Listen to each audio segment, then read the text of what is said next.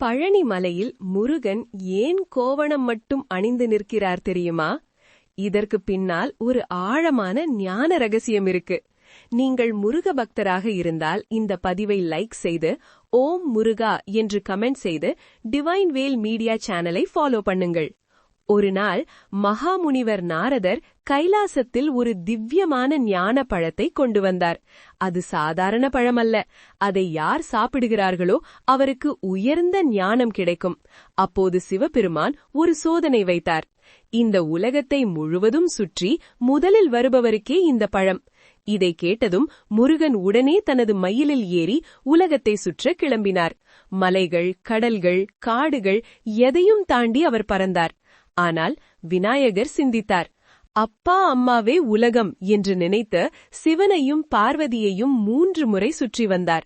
ஞானப்பழம் விநாயகருக்கே கிடைத்தது. திரும்பி வந்த முருகனுக்கு இதை கண்டதும் உள்ளம் நொந்தது.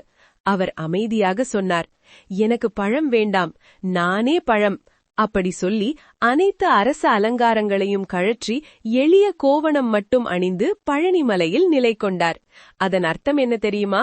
உலகத்தை வெல்வது ஞானமல்ல, உள்ளுள்ள ஆசையை வெல்வதே உண்மையான ஞானம். அதனால்தான் இன்று வரை முருகன் பழனியில் தண்டாயுத பாணியாக நிற்கிறார். நீங்கள் முருக பக்தராக இருந்தால் இந்த பதிவை லைக் செய்து ஓம் முருகா என்று கமெண்ட் செய்து டிவைன் வேல் மீடியா சேனலை ஃபாலோ பண்ணுங்கள். வேல் முருகா, சரவணபவ.